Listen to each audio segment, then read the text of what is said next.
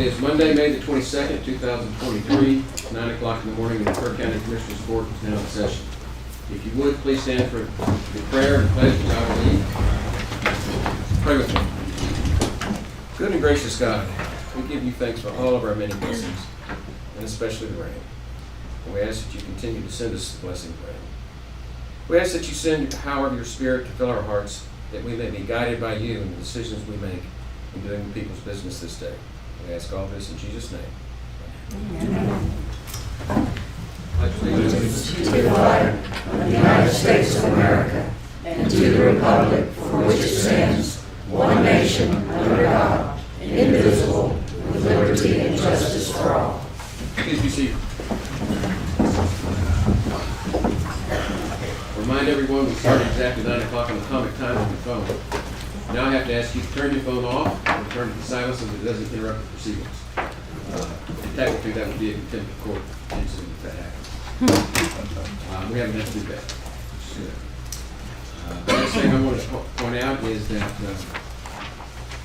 we always receive public input on our regular meetings, which are twice a month. And I know we have a number of people signed up here to address the court. For those of you that are going to address the court, we ask that you address on the items that are not on the agenda. If it is on the agenda, we ask you to wait to make your input at the time the item is called. But if it's not on the agenda, this is the opportunity for us to hear your input. We ask that you limit your remarks to 3 minutes, identify by your name and your address and which precinct you're in. So with that, we'll call for public input. And I have a number of people here.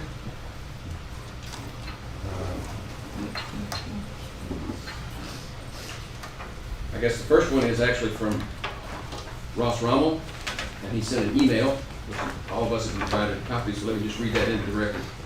This is Ross Rommel. He lives in Hunt, a personal friend of mine. He says, from Rob Bradley, Ray Hazard, at the intersection, I am in charge of cooking hamburgers for the St. Peter's School faculty and St. Peter's church staff today. I must go to HEB at 8:30 to buy meat, and go to the church at 9, fire up my cooker, and serve it at 11:30. Thus, I'll be unable to attend the meeting at the courthouse. In a nutshell, here are my thoughts. 1, I believe that a person should be able to improve or develop his property so long as the development comports with the prevailing rules, regulations, and ordinances. Number 2, I believe that the process to be followed by county authorities in assessing requests, such as Larry Howard's request for a variance, needs to be transparent. The decision to be made here clearly affects a community in a significant manner, and the process for deciding the issue needs to occur in the daylight. Moreover, any conflicts of interest need to be fully disclosed.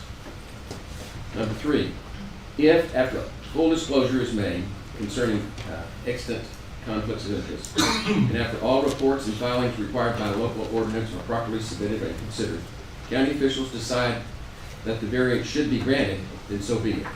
I don't know how issues such as safety factor into the decision-making process. Rob raises a good point by alerting us to the wreck that recently occurred at the intersection. We all know that people coming west across the bridge accelerate as they come through the intersection of 1340 and 39 and head west. It would seem that someone from TxDOT should have to pass on the safety issue before a variance is issued. I don't know whether they have. Thanks for listening to the Ice Cream Festival on Memorial Day. Ross Rommel. That was his input. The next person I have in here is Tracy Ballou. Okay. All right, this will be my first time, so anyway. Well, No relation to Harley, but okay. The good news is that this is just input. You Okay. can tell us what you want us to hear.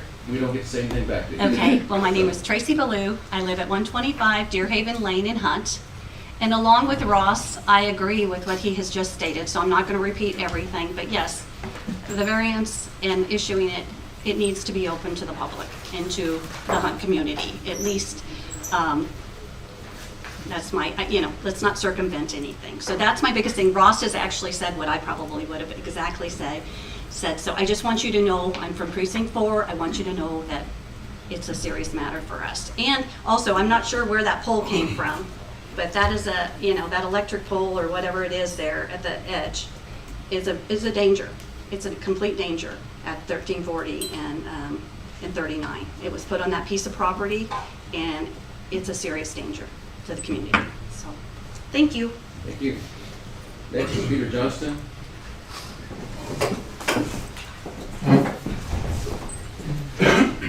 Good morning. Yes, I'm a resident of Hunt in Precinct 4. And I just want to read a statement, if that's all right. Yes, sir. It has recently come to my attention, as Ross and Tracy just stated, that the county commissioners approved at its May 8th, 2023 meeting a request by the 1605 Hunt Group LLC for a setback variance and a waiver of water availability study requirements on a development by the 1605 Hunt Group in Hunt, Texas. In their approval of the, well, if this is true, we weren't aware of it. But if in their approval, if the commissioners did approve that request, it is unclear what documents the commissioners considered before approving the setback waiver and the water availability study requirements. If such documents were received by the commissioners, then I respectfully request copies of those documents. In the meantime, I also request the commissioners to set aside their approval of the 1605 Hunt Group LLC's request until the residents of Hunt can review such documents and have a hearing in front of the commissioners to discuss and consider the impact that this development may have on the water availability and other matters upon the residents of Hunt before the commissioners consider approval of 1605 Hunt Group LLC's request. Thank you. Next is Mike Carruthers.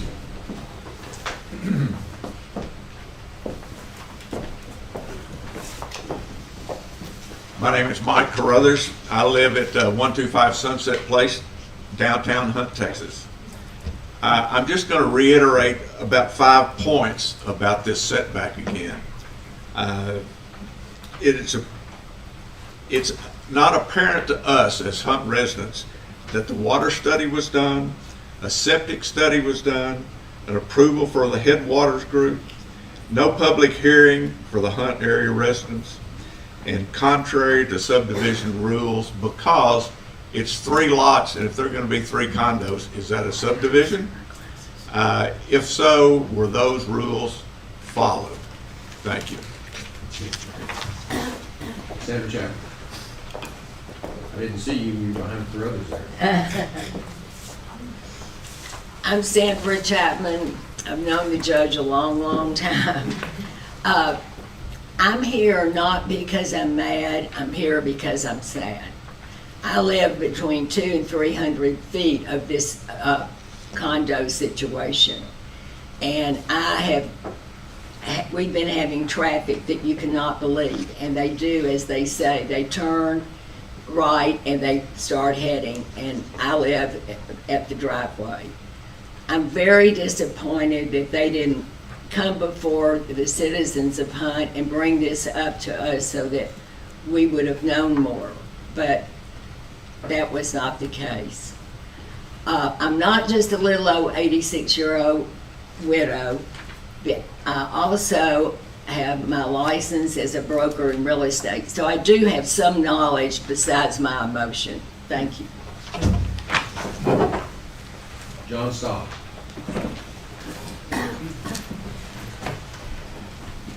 Hello, I'm John Stubb. I live at 1755 Highway 39, which is about 6/10 of a mile past the Hunt store. The information that I got yesterday, it was the first time I've heard about this variance request. It just doesn't seem to be above board completely or transparent. And I think, Ross, I couldn't begin to say it that clearly, but those are my sentiments. Thank you. Thank you. Okay, I'm not allowed to respond to that, but we will move on to commissioners. Is there anybody else that wants to speak on that? Something that's not on the agenda? Make sure. That's all I had signed up. We got Mr. Mosers on the given item. Okay, so we'll move on to commissioners' comments. Precinct 1. Well, I thought Mosier was here to fill this empty chair. No way. No way. The nice rain, that was good. And after sitting through 2 hours of dance recital yesterday, I'm ready for anything that can happen in here today. Guaranteed. Nerves are stupid. Precinct 3. I just want to you know, a lot of criticism comes to all our schools for various reasons. I just want to commend them for something that they do very well in our whole area, and that's extracurricular activities. They do, you know, we have, I don't know how many kids from the Kerrville, Ingram, Comfort, Center Point area that participate in athletics or 4-H or FFA programs, dance, other things, and a lot of them been in the paper recently. I just want to hats off to them. And even though it's real close, but I want to hats off to Bernie. Bernie has 2 teams. They have 2 high schools. Both of those high schools teams are in the, if they win their next game in baseball, they'll be in the state tournament. And that's it's a major accomplishment for anyone to do that, but to have 2 schools out of one small community do it, pretty remarkable. And a lot of those kids play with a lot of the Kerrville kids on summer baseball teams, and some of them actually, Cameron Logan lived here for quite a while. So anyway, hats off to all those kids and all the extracurricular activities. They really do a good job in the schools that promote that. Oh, one of those I was going to say is the County I know has, all the schools have welding programs and other things of that nature. Shop. I know there's out of Sam's class, 2 of them certified welders that are working for Fox Tank. Just coming straight out of high school. So a lot going on in our high schools that are good. That's it. Well, Gordon. I'll second what Jonathan just said, and a lot of our kids are on the fast track when they leave high school. And I see a gentleman in the back that both his daughters work for the county straight out of high school. They're gonna be in good shape. They'll be able to retire before they're 50 or whatever. So we do have a lot of good programs, and thank you for bringing it up. Also, I was gone over the weekend, got in late last night, don't know how much rain I got at the house, didn't look this morning. I dumped out 6 tents here at the courthouse this morning when I got here, so that's it. And by way of comments that I'll make today, as county judge, I'll be presenting the budget later today, and I'll be talking a lot about how local governance works. A lot of people don't understand. But one thing that I want the whole public to know, and I'm not responding directly to some of the comments that were made, but anything you want to know about the county, go to our new website. It's great. It's very user-friendly, and all these notices are there. Secondly, nothing can be approved that hasn't been, by way of subdivision, can't be approved until it's gone through the county engineer's office. And the county engineer makes a recommendation on that. It can't be approved until it's been posted and put on a public agenda. And it can't, all of those things are found on the agenda. And if you want to know what was said at the hearing where that order was actually approved, there is a transcript of each and every regular Commissioners Court meeting that is posted on the website. And you can find word for word exactly what was said and disclosed by the engineer and by the applicant at the time. And nothing was done in the dark of the night, I can assure you. Whatever discussion we need to have, we're ready to have. But if you go to our website, we are completely open and transparent. So, Judge, can I add one more thing to sure. my input? On the 30th of this month, we're going to have a town hall at Mountain Home VFD, and it's about the human trafficking. And myself and Sheriff Letha and the DAs will be there, and you know, you're not going to get all that much information out of me, but you'll sure get some valuable information out of them. So we encourage everybody to come out there the 30th at 6 o'clock. So that's it. Good. So with that, we'll move on to the consideration agenda. The first item at 9 o'clock is 1.1, which is a presentation regarding the AgriLife extension and Kerr 4-H interpretation. Jennifer Smith. We're going to pass on that one. Okay, we're going to pass? Yes. Okay. Moving on to 1.2, consider, discuss, take appropriate action to accept a donation from the Ingram Police Benevolent Foundation to Kerr County Precinct 4 Constable Brad Ryder for the purchase of equipment to properly outfit the Precinct 4 Constable's vehicle and for any other equipment necessary to safely and effectively perform his duties. Carrie Sutton. Sorry. Yeah. Good morning, and just pretty much just as it says here on the agenda, we with the Police Foundation, we'd like to make a donation to Precinct 4. It says on here for, I think for Brad's vehicles, or however the county seems to see fit. So, got the check right here in my hand, and we would love to do that. I'm sure Brad can put it to good use now that he's got a vehicle. That took a while in itself, but we appreciate you. Brad, do you have anything to say? One, I would like to thank the foundation for that, and anyone else that had anything to do with it. But one thing I want to make point is Mr. Ballou, when we started talking about a truck, specifically asked about equipment. Well, as y'all all know, that the truck, whatever you want to call it, phenomenal going around.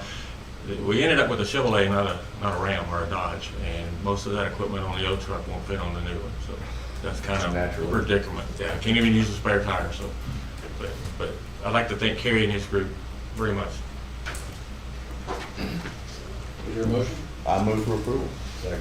Have a motion and a second to approve the donation from the Ingram Police Benevolent Foundation to Kerr County Precinct 4 Constable Brad Ryder. This donation as presented. Any other discussion? Those in favor say aye. Aye. Opposed? Unanimous. Thank you. Thank you. Item 1.3, consider, discuss, take appropriate action to release 4 titles for vehicles to Enterprise. Vehicles have already been approved for release to be sold by Enterprise. Good morning. This is part of our Enterprise agreement and deal where they're going to sell 4 vehicles. And I must apologize, I thought that this was actually something that was already taken care of. It's not, and then I found out I needed to come here to ask for it. So that's what we're trying to do is release the titles to Enterprise so we can get those moved. Maybe we release the titles. Second. Got a motion and a second to release the titles to Enterprise as presented. Any discussion? Those in favor say aye. Aye. Opposed? Unanimous. 1.4, consider, discuss, take appropriate action regarding Interlocal Cooperation Act agreement between Kerr County and the County of San Patricio for short-term sheltering during evacuation. Doug Thomas. Morning, Judge. Morning, Commissioners. So for several years, we had an agreement with San Patricio County that we would shelter evacuees in the event of a major hurricane on the lower Texas coast. So what happens is San Patricio County sends us a maximum of 250 people that we shelter at the Eddington Gym on Shrine University's campus. We actually did it during Hurricane Harvey.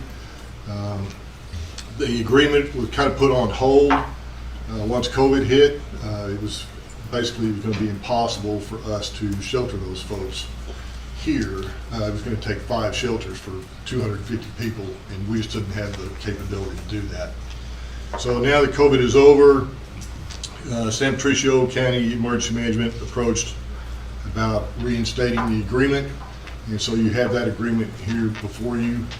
Everybody wants to do it again. Hopefully we don't have to do it again, but we feel like it's the right thing to do is to pick that agreement back up again for Kerr County to shelter those folks if they cannot evacuate themselves. The county attorney has looked at the agreement. She actually made the agreement several years ago, and nothing of substance has actually changed, other than some of the names on the back. I move we reinstate the interlocal agreement with San Patricio County. Second. Motion and a second. Discussion. What happened back during COVID is we were worried that they were going to send us a bunch of people that we didn't have a place to put them. And I got on the telephone and talked to the county judge and San Patricio County. And we agreed by mutual agreement to suspend our agreement for COVID. That was in 2020. Correct. And then that carried over into 21. And nothing happened with it. That we still had COVID in 21. But by 22, we just didn't have an event, so there's no reason for us to revisit this issue. But we want to be prepared for hurricane season, which we know is just right around the corner. And if something happens, we want to be able to help our neighbors. So I'm very much in favor of reinstating this while we can. I would hope they would send us some of the rain too. I think if they could, they would. Any other discussion? Those in favor say aye. Aye. Opposed? Unanimous. Thank you all. 1.5, consider, discuss, and take appropriate action to determine the areas, if any, at the Hill Country Youth Event Center are available for rental between April 4 and through 8, 2024. This is the eclipse. This includes the Risen Star Park and campus parking areas, as well as the main building. Jake Williamson. Good morning. Been called here today to discuss the upcoming eclipse and how the event center campus is going to be facilitated with that, or incorporated in any sort of bigger plans, and just looking for some guidance. Have you had a chance to go to the monthly meeting that we're sharing? Yep, we have been working with Dub on emergency management, and really just wanted to see how the county wants to tackle the issue of either multi-purpose campus, single purpose, how that looks, so that we can fill in the holes around that and try to make some revenue for the county if possible. So there's no recommendation for us to consider today? My recommendation would be a hybrid of some emergency management areas, housing them in classrooms, some space so they can use restrooms. But I don't personally see the need for the entire campus to be taken over because of the large parking lots and all those things. I think there's room for more than just one group. I think it'd be probably the best thing, Jake, for you to come back maybe at our next meeting or meeting after that with a very specific, even a drawing of the whole property and outlining, a recommendation from you as to what should be used at which areas. I mean, you mentioned in the backup, the city looking at for a shuttle spot. That makes sense to me. We do have parking there. I'm not sure what people are going from downtown, which is what the city talked about, but I haven't even gone to the meetings. So there's that. And then RV hookup, certainly, to me, we ought to rent those. No reason not to. You could have primitive camping at the Risen Star Event Park if we needed to, because there's a restaurant there, and you could put porta potties. There's a lot that could be done. There are no porta potties to be had. Well, but we have a restaurant there, an air conditioned restaurant. Or we could rent the parking to a group if they want to. Exactly. And that's what Jake's looking for, some guidance. We kind of had him sitting on hold, and now it's time to figure out what we're going to do going forward. Well, let me be more specific in my recommendation. I don't disagree with what's been said. What I am concerned about, though, is I want to work with our emergency management group, the stakeholder group that Deb and I go to, and I missed the last one, I apologize. But we need to have this as a topic of discussion at the group, where we actually go through what the emergency needs might be, because the first priority has to be to provide for the emergency needs of the county and the citizens of this county. And the visitors that are coming in that we're going to have to accommodate. As far as being able to generate some revenue, I think that's something that we need to take a look at and balance against what the needs are for emergency purposes. And so that really is a discussion that I want to see had and conducted at that group. And so with the input from that group, then I think we can come back with recommendations. If we need to do a workshop, I'm fine with doing a workshop on it. We've got time. It's an important issue. The public needs to know how we're going to use that facility, because that will be the epicenter of all emergency management for that weekend. And it's going to be near chaotic. So, good work. Let's go back and do some more.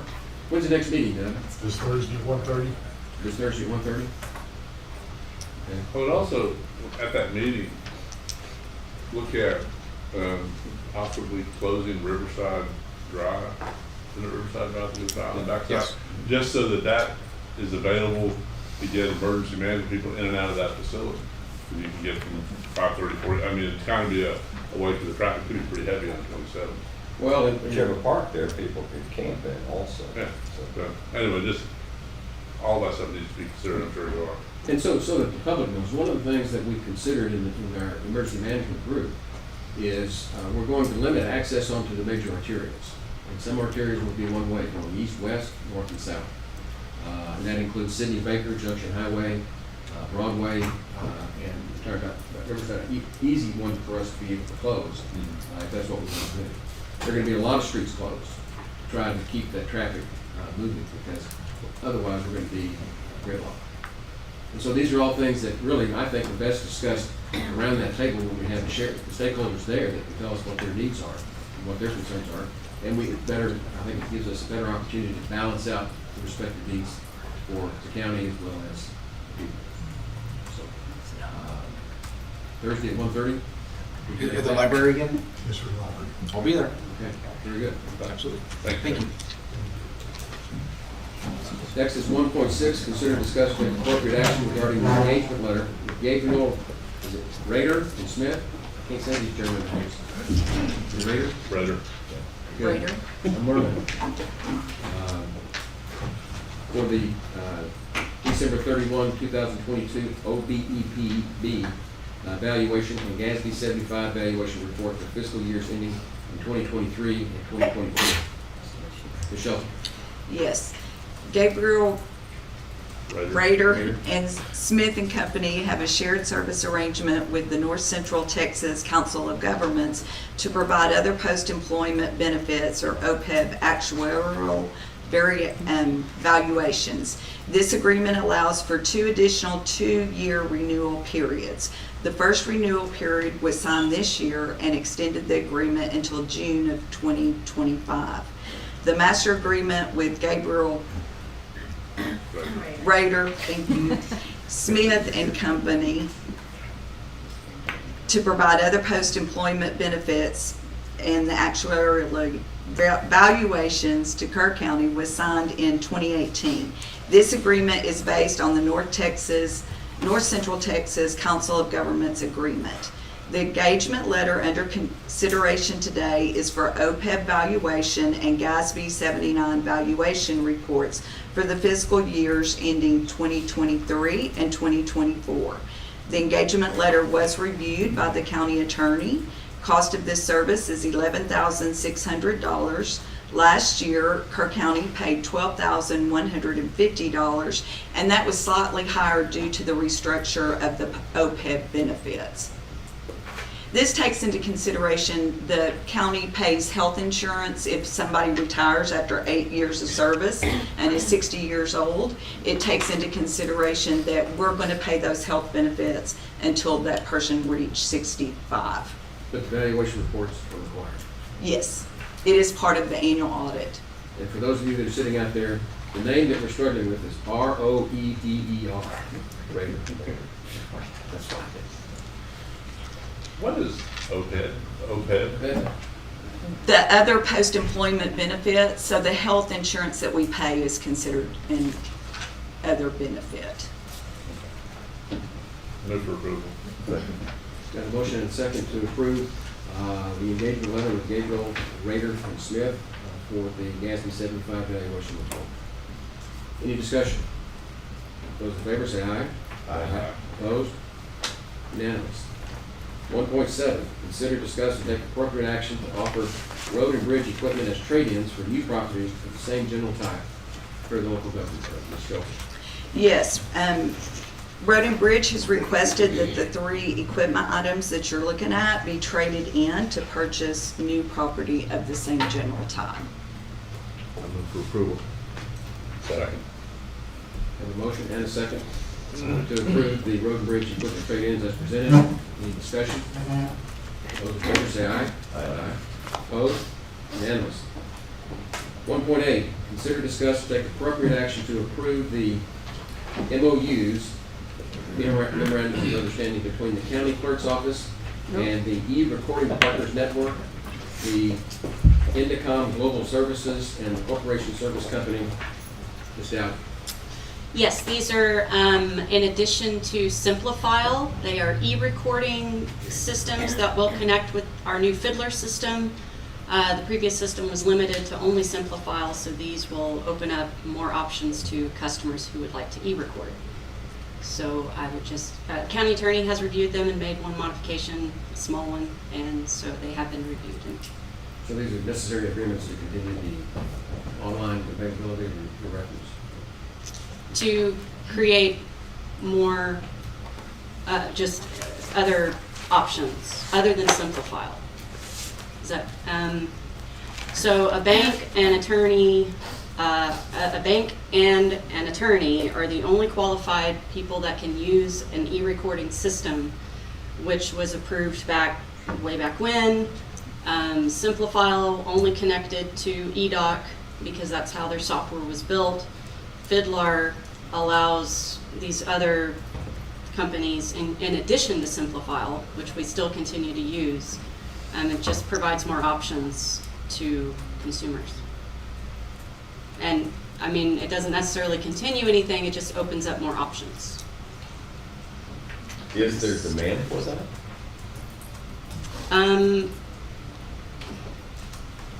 I would think so.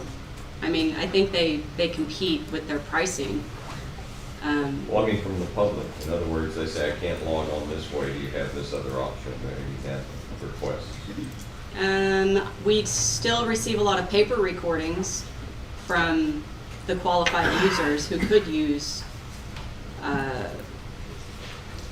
something other than Simplifile.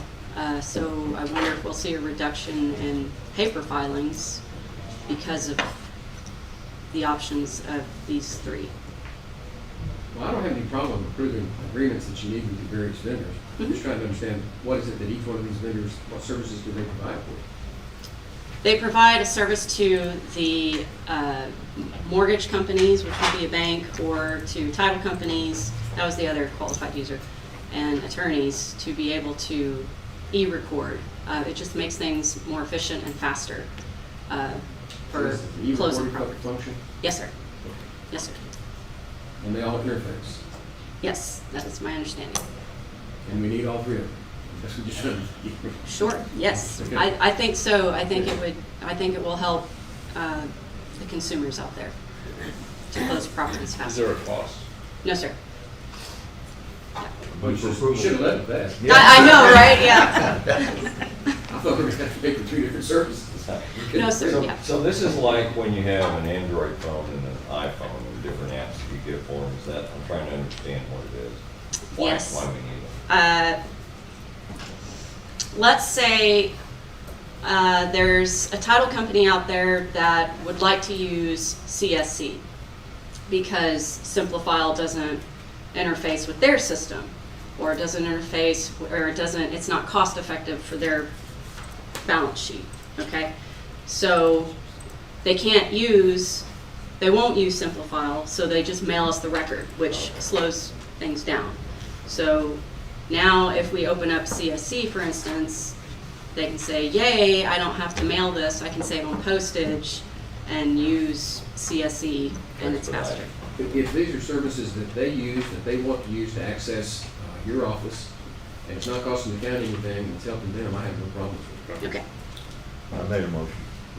Second. Oh, did You got a motion and a second? Any other discussion? Those in favor say aye. Aye. Opposed? Unanimous. Thank you. Let's move on to 1.9, which is consider discuss and take appropriate action to surplus chairs and miscellaneous items. This is Ms. Dowdy's this year. What did I say? Surplus chairs.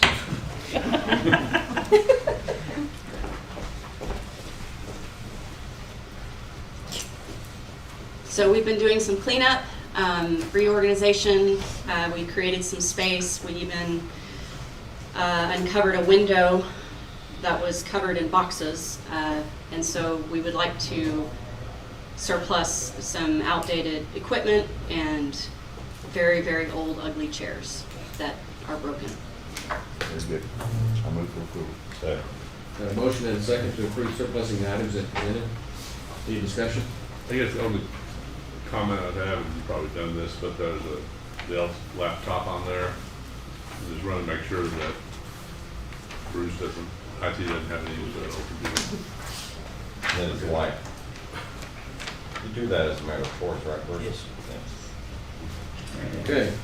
Got a motion and a second? You do, don't you? I thought we did. Okay, well, those in favor say aye. Aye. Unanimous. Thank you all. We have a time item at 9:30, which is to consider, discuss, take appropriate action, open sealed bids for the lease of Kerr County Juvenile Facility located at 3499 Legion Drive here in Burbank. Do we have it? I don't think so. Jack? Oh, no, did not receive any. Okay, receive it? No, sir. It's disappointing.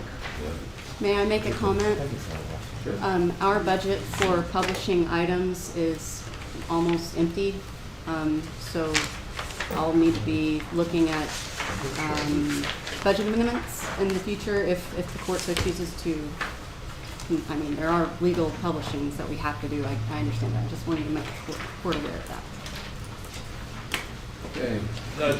Judge, I'm not auditor. How would we proceed? I mean, can we do it again? I presume that you've been in contact with some people we've been talking to. No, we haven't been in contact with them because we can't talk to them. We've got the RFP up. Yeah. So we purposely had not talked about it. Now, if they didn't respond, we can talk to them. And I think what they're doing is, there were some items that were being considered in the legislature that was going to potentially affect monies available for juvenile detention. And I think what they wanted to do was to wait until they saw what happened in the legislature before they could give it to us. Now, Ms. Dowdy brought it up as we'll probably have to repost in order to be able to do anything because it has to be publicly posted. Okay. So, It's just a consideration going forward. well, we just have to put those amendments in. And so for the public to understand, we have a 48-bed facility out there that's been empty now for probably a good 10, 15 years. When we bought the other new juvenile detention facility. And we're looking to find a use for it. There's an outfit called Rite of Passage that is a nonprofit that provides these types of services, and we were discussing the possibility of leasing the facility to them. We've also had the possibility to lease the facility to TJJD, which is juvenile prison, for lack of a better term, which we declined respectfully. We don't want that to occur though. So that's what we're trying to do is put that facility to use. Moving on to item 1.11, consider, discuss, take appropriate action to accept the ESD number 1's compilation report. Mr. Harris. All right. This is just a deal, an annual report that we have to accept each year. We did this last month for ESD number 2, and now ESD number 1's gotten theirs done, and they had a deadline of June 1st to get it turned in, and they complied. So I move for approval. Second. We've got a motion and a second to approve the ESD number 1 compilation report. Discussion. We have 4 ESDs in the county, so the public understands. This is number 1. This is the oldest one. It's Ingram. And there is a requirement that there has to be an annual accounting. And initially, we were having accountings done actually by our auditor's office for these ESDs. And what we've come to understand is that a compilation is better than an audit. It costs less, it gives us the same information, it's done by the same people. And so that's what we have. We take every year, each one of these ESD has to report back to us their finances so that we can review it. And this is just their annual report. Right. And I'm continually asked if our auditor's office will do it again, and I assure them, Tanya, that you have enough irons in the fire right now to keep you busy. Thank you. That's an old issue that we addressed some time ago. Yes. So we have a motion and a second to approve the compilation report from ESD 1. Those in favor say aye. Aye. Aye. Opposed? Unanimous. Item 1.12, consider, discuss, take appropriate action to authorize county judge to execute a deed transferring .51 acres to the Nichols Memorial Cemetery Association. Mr. Harris. This is basically to clean up some excess property. I mean, the county does not want to be in the cemetery business. And this is an old deal, and it hadn't been clear. County attorney and I and the Cemetery Association have gone back and forth, and finally figured out exactly where we're at. At first, we thought we didn't own any property out there, and we finally saw some documents that we do, and we'd like to just turn it over to the Cemetery Association and We talked about this before in the executive session, and I move for approval. Second. Got a motion and a second to approve the transfer of the deeding of half .51 acres to the Nichols Memorial Cemetery Association. Discussion. I know people wonder what we talk about in executive session. This is one we spent quite a bit of time not long ago. And it's just, historically, we ended up with owning a little piece of that cemetery that we had no use for whatsoever. In order to get the titles cleaned up, we decided that it was more cost effective for the county just to go ahead and deed this to the cemetery. Yeah, so you have a resolution in your packet and a quitclaim deed in your packet as well, and these were deeded to the county back in the 30s, I think. Is that right, Commissioner? Yes. So the resolution states all the facts related to the cemetery property. They are being used as grave sites on that property. And the motion includes this resolution. Of course, oh, yes. And Second. quitclaim deed. Okay, good.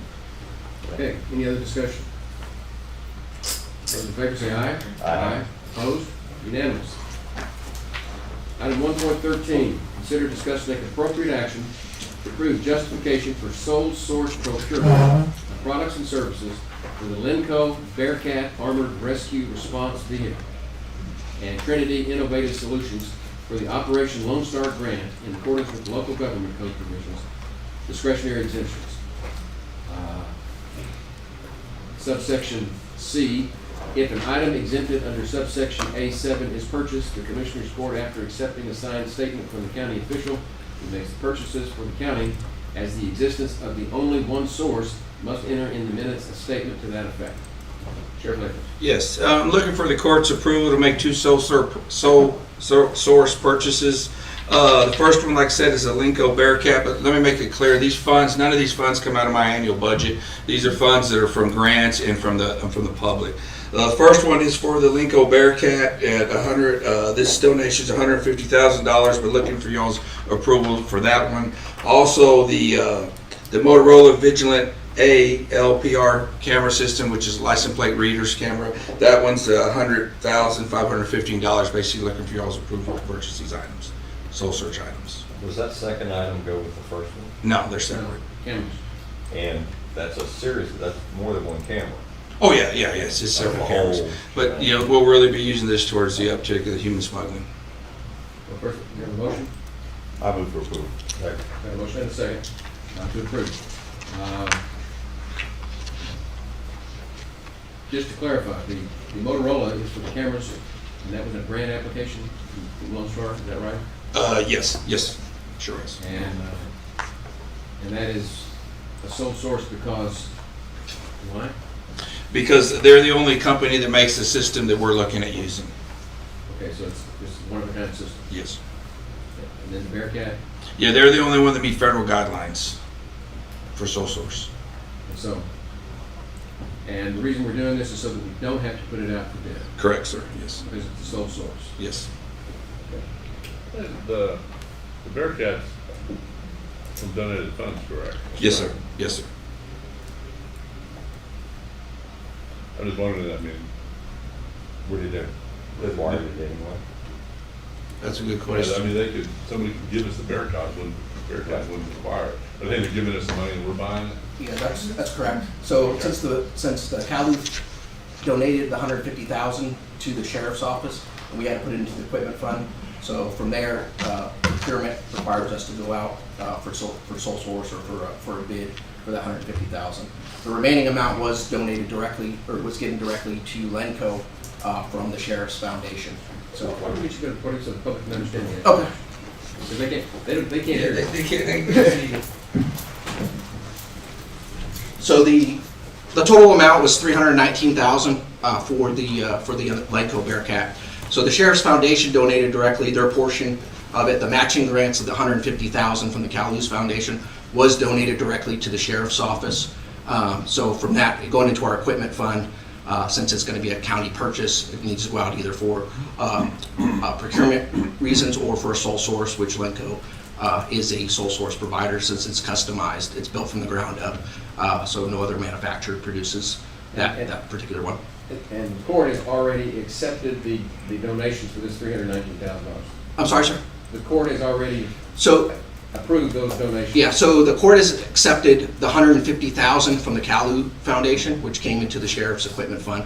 The remaining amount has been directly from the Sheriff's Foundation, has been given to Lenco. So this remaining $150,000 is when we'll purchase that based on our acceptance of that Bearcat that's being produced in Now, I guess Massachusetts. I'm a little confused. At the end of the day, all the sheriff's equipment is owned by the county. Yes. Okay? All those cruisers, all the equipment, everything's owned by the county. But it is in care, custody, and control of KCSO. Yes. Now, Bearcat, the title of the Bearcat's gonna go into the county? Yes, Is that right? Yes, sir. And you paid Lenco directly the part that your foundation raised. Correct. Now, this is the Callow part, and we've already accepted the 150. Yes, sir. But now we're saying that in order to be able to do this, we're gonna declare this to be sole source because this is the only kind of vehicle like this that we can get is from Lenco. Yes, sir. And the same thing with the cameras on the Motorola. Yes, sir. So part of that Vigilant system, which is a Motorola product, so that system will work seamlessly currently with what our in-car video system, as well as our communication system that we're currently in contract with Motorola for the $7 million. Good. So it's all part of that network and that system. So Now, I understand that. Got to look to the county attorney. Are we in compliance with the government code if we go ahead and issue this kind of, I think it says a statement to that effect? That's why he's here asking for that No. authorization. And He finally explained to me, I understand what he wants. I'm gonna Okay. use it. His confirmation, Is it okay? I think that his confirmation to y'all that it's sole source is, Sufficient. is sufficient. Yes, and they've been working with the auditor's office and with our office through the sole source products over the past year. And so, I think that you can trust their I've confirmation. heard bits, snippets of this conversation. What's that? I've heard bits and pieces of this conversation. Yes. Is there some kind of certification that something has to be sole source? Is there? So that manufacturer provides a letter, They do? meeting that criteria. That's part of the, I think y'all got a packet that has that. Out of curiosity, how many people will be trained to use this thing? Bearcat? Yeah. Anybody that wants to go and train it. So probably we'll have eight or nine deputies that will be trained on how to operate it and drive it. Even Kerrville Fire Department, some of their drivers, heavy equipment operators, so they even came over and said, hey, well, they'll give us an emergency vehicle operation for heavy vehicles and things like that. So That's on the merits. yeah. I'm back to procedural stuff. Yes, sir. This is the procedural cure for us to be able to go ahead and deal with these people directly and not have to put it out to bid. Yes, sir. And we're getting certification from them, we have your representations, it's been approved by the county attorney. So, anything else to talk about? Just a Well- quick question. Go ahead. When's the Bearcat gonna arrive? We're expected probably the September-November timeframe. And at that point, we'll accept the donation from the Sheriff's Foundation? Because we haven't accepted that part of it, I don't believe. So that Sheriff's Foundation was paid directly to Lenco. But they're still donating it to the county? Yes, yes. So once we receive that, we'll come back and we'll do an equipment A donation? donation of the equipment. I just want to make sure that that piece of it. And that's what I want the sheriff to clarify, because the title to the Bearcat goes into the county. Correct. Or KCSO. So your 219, whatever you contribute, we'll have to approve that. Yes, sir. At some point. But that ain't what it does. You own 51% and we own 49 or something like that. Yeah. We don't get divorced. And we can go ahead and bring that before you. It really doesn't matter, I guess, right? Yeah, this is something Yeah, that okay, becomes separate. We've been working on this procedural snag for months. What? Maybe a year, I don't know. Yeah, yes, sir. So we finally have a solution, let's take it. Thank you. I got one more thing, just because the public out in here and also watching, just give us a brief overview of what it is a Bearcat, because they're like, you're gonna spend $319,000 on vehicle. Just So- briefly, and what you'll use it for. Yeah, so first of all the funds have been donated either by the Calu Foundation or by contributors to the foundation. So there's no taxpayer money that came out of anybody's any of the county taxpayers for this thing. So armored rescue response vehicle, so it allows us to respond with armored capability to critical incidents, that whether we have barricaded suspects, any kind of thing, active shooter events or anything like that, provides an upgraded thing. Also, it's a four-wheel drive capability, so our rural application, so if we have winter storms or anything like that, we're able to deploy those during ice storms. Also be able to get medical personnel to some of these rural areas through the four-wheel drive, so it can act as an ambulance as well. We can load medics up onto it, bring them out to that area. Search and rescue, it has a FLIR, so a forward-looking infrared system that's on it. So whether nighttime capability, so we can get out into these rural areas and search for people. We'll get heat sources and things like that from that forward-looking infrared system. But you know, when we had these past ice storms, we had an issue with vehicles where people were trapped on the interstate. Their vehicles were there, they abandoned vehicles. We're able to get that Bearcat up there. We can hold 8 or 10, 12 people that are in that. We can load those people up, bring them to a safe area, to a shelter, or to a hotel, or wherever they need to go, remove them from that interstate or any of those areas where they're trapped. Has high water capability, so in some flooding areas, if we need to cross some flooded areas, we can get people, pick up people if we need to, or render them any kind of aid that we need to. So, Thank you. you're welcome. Okay. Thanks. We'll take a vote. Those in favor say aye. Aye. Opposed? Unanimous. Thanks. The next item on the agenda is 1.14, which is the presentation of the fiscal year 23-24 proposed budget by me. I'm going to go ahead and start that, because if we don't, we'll come back and take all the time items first, and I know some people here may want to speak on the budget issues. Let me just say, and I mentioned earlier in Commissioner's comments about how local government works. The county judge is the chief budget officer of the county, and it is incumbent upon me, it's my duty every year to submit a proposed budget, which I have faithfully done the last 4 years, and which has been respectfully declined the last 4 years. And just so you know, and we're all friends and work together well, but everybody has the opportunity for input. And this year in particular, I'm inviting input, because I don't know what to do about some of these items. And you'll see that when I talk about the capital items, and you'll see that when we talk about the KCSO and the incentive program. So let me just kind of give you the brief history. My first year on the court, when we did not have an auditor, by the way, I was working with the assistant auditor, and we managed to get through the budget that year, and we did not raise the tax rate. It had been raised the year before, if you recall, but we did not raise the tax rate. We left it the same. And the last 3 years, we have consistently, every year, reduced the tax rate, every year. Mainly because, we call it the no new revenue, no new tax revenue rate. And that is, we're receiving about the same amount of money, but we're lowering the rate because the appraised values have gone up.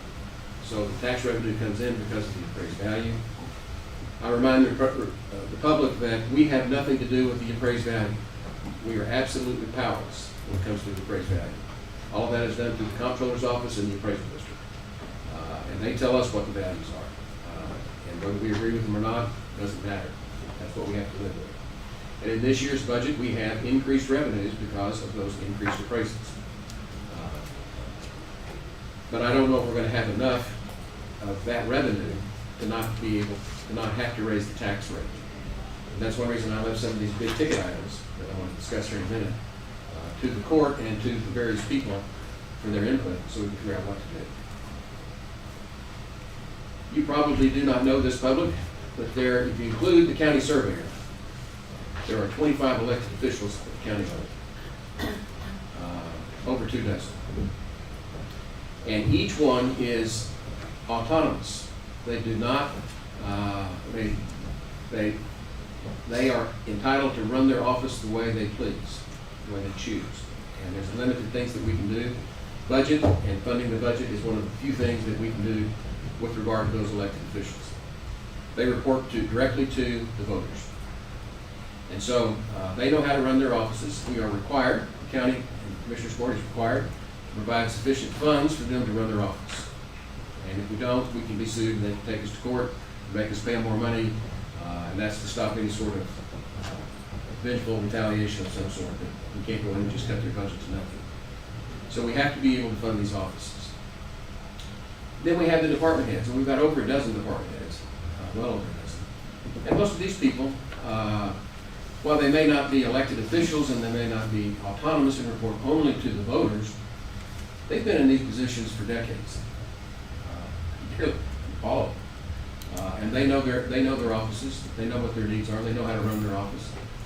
We don't try to micromanage them, but they all need to have input into their budgets. And so that's what we do in this budget process. There'll be a series of workshops, and the workshops will be televised. We put on YouTube workshops so the public can see what we're talking about. At the workshops, we do not have public input. We have input from these elected officials and from these department heads. That's whose input we're there to receive from those workshops. Tell us that we're not giving them enough money or what they need. And at the end of that process, we will eventually hammer out a budget. And I learned from Commissioner Ballou, my first year on the court, that there is something that is affectionately referred to as budget culture. And what budget culture is they ask for more than they're going to spend. Is basically what it comes down to. And the phenomenon, I didn't know what to make of it. Having studied economics in college, I thought balanced budgets were things we were supposed to do. In private sector, that's what we did. I thought that's the way the world ran. That's not how it runs in government.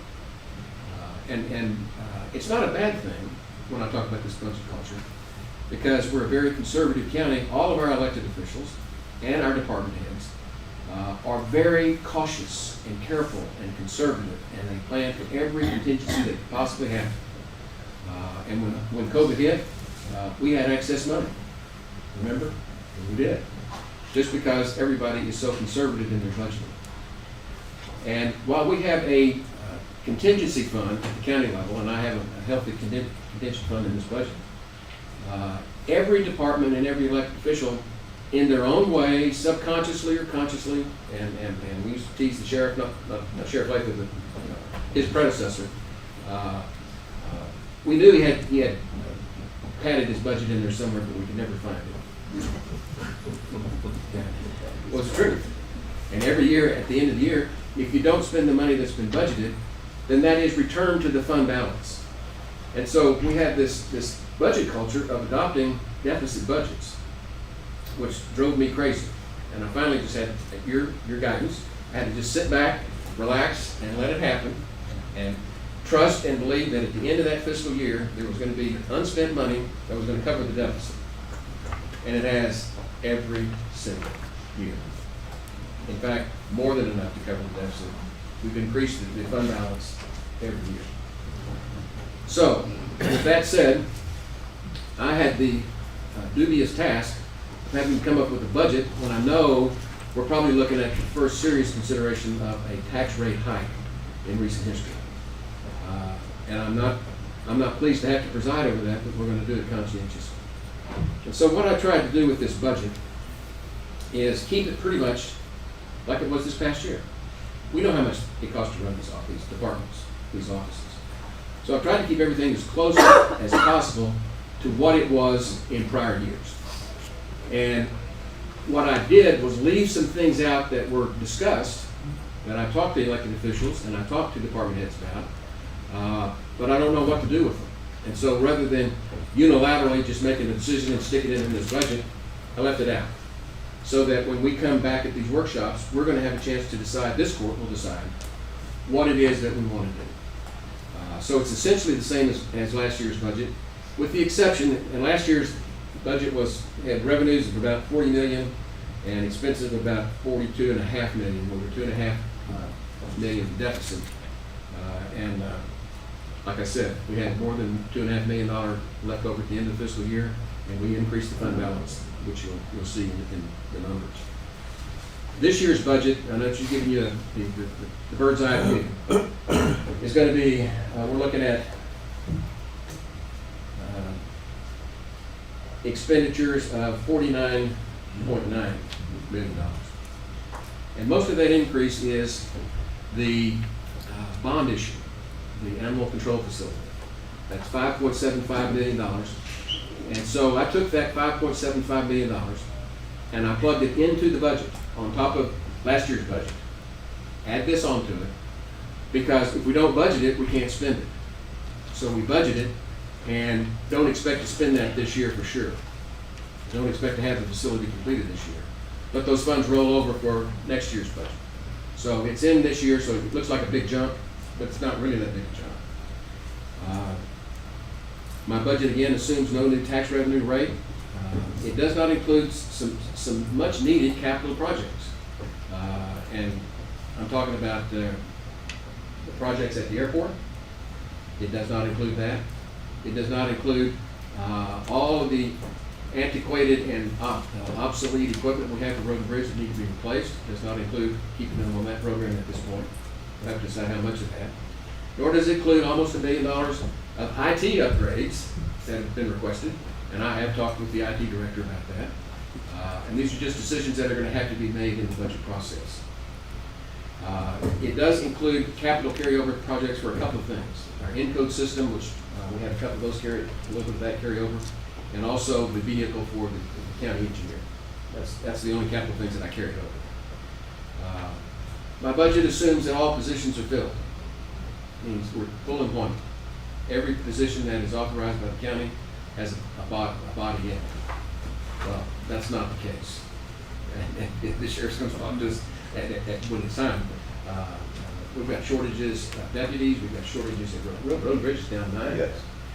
So we have a lot of vacancies at this point, but the budget assumes funding for everything, whether they're there or not. And that's usually where some of our surplus comes over at the end of the year. But that's an assumption that I've made. In my budget, I have not included any new hires, new employees. A couple have discussed the possibility of new employees. I'm very much aware of that. And I'm going to let those discussions take place in the workshops. What y'all don't know, what the public doesn't know, is we take my budget, it gets put into Encode, is that right? And all of the department heads and all of the elected officials have access to Encode. And they will come back and submit to me in about a month and a half. I will get their response to my budget saying, this is what we think we need to have. And it's never the amount that I put in. They'll want a little bit more. Except sometimes it may be a new hire or a part-time employee, whatever. But they're going to get their input back to me. So when we have these workshops, I will have already gotten back what they put in code. Tell me what they think it's going to cost to run their office. And so what I'm telling you here is I have not included any new hires in this budget. And so if we're going to have a new hire, that's going to be decided at the budget workshops. It does include an unfilled position that we have, which is the new magistrate. I've included the salary in there for the new magistrate, even though we haven't filled the position. So just so that you know that is built in. The next thing I would point out is that there are road and bridge taxes that are collected. And we can go into, I can get road and bridge and get Kelly in here and have her go in and give you all the explanations of the revenues that are collected, but they are woefully short what is required to run that office. And so every year we have a capital transfer, cash transfer, from our general fund to road and bridge, just to keep our roads and bridges up to speed. This year, my budget includes a $1.8 million transfer from what is essentially our bank account, our savings account, to road and bridge before we ever talk about any account. 1.8 million transfer. It does not include the sheriff's incentive package. And the reason for that is we really haven't sharpened the pencil enough, I don't think, Sheriff, to know exactly what we need to do. But it's something that we know it's coming up. So I didn't include it, but it's going to have to be added. And for those of you that have not heard this, the sheriff has told us that to be competitive in the marketplace and to fill the vacancies that he has, it would probably take about a 25% increase in salary and benefits to deputies. And So I did not put that in the budget, and I don't know what we're gonna do, but we'll do what we can. Then it comes to the issue of what kind of, we call them market adjustments. It's not a cost of living allowance, we'll call it a COLA, because we can't actually follow the COLAs. Kept track of the COLAs, they've been bouncing around between 8, 9, 11%. We can't increase salaries like that. That's an onerous burden on the taxpayers. But everybody, you know, I don't do the grocery shopping, but when I get sent to the store to do stuff, I can't believe what things cost. And I'm sure those of you at home appreciate this. And that is passed on to everyone, whether you're fixed income or not, those price increases. And so in order to try to keep the wage rates here at the county competitive, I have included a 5% wage adjustment across the board for all employees.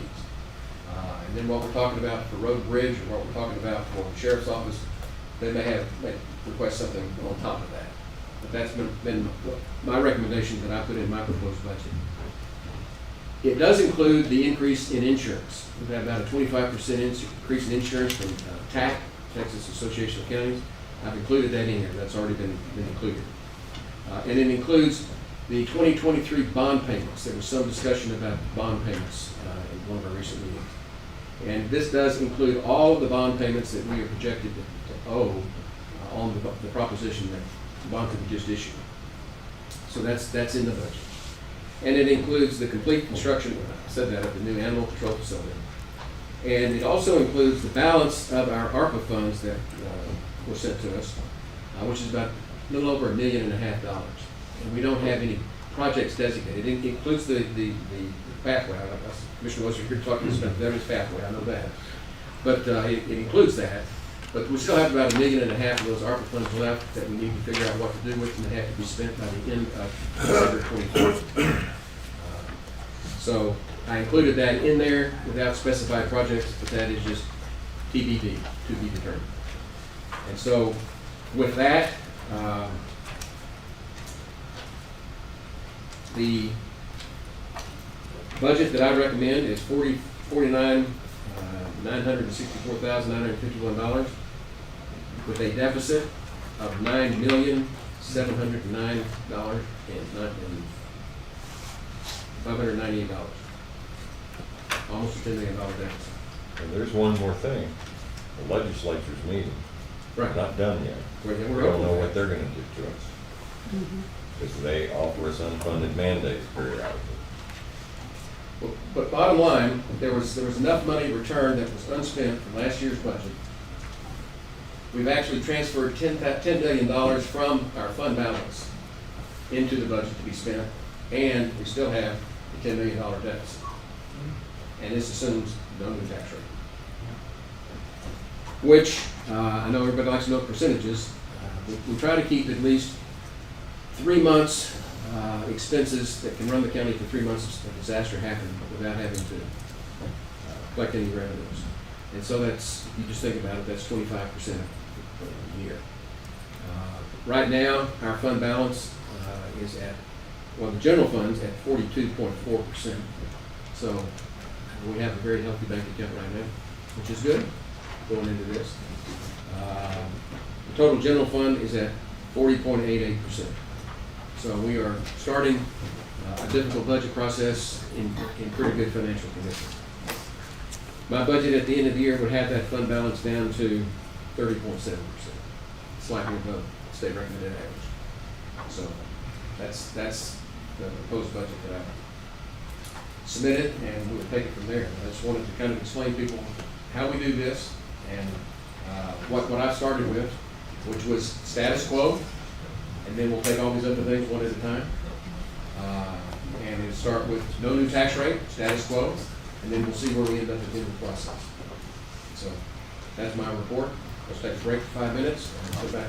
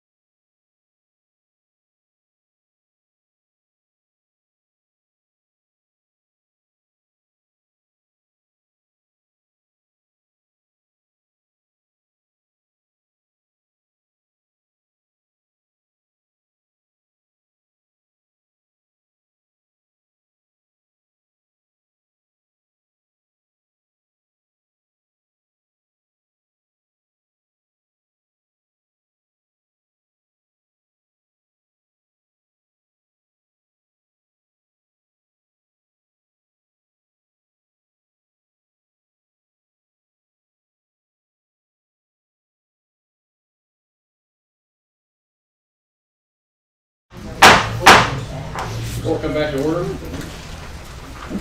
next item on the agenda is 1.15, consider discuss and take appropriate action to accept option 4 exhibit and cost estimate from the Mendes Construction for the Veterans Pathway Project.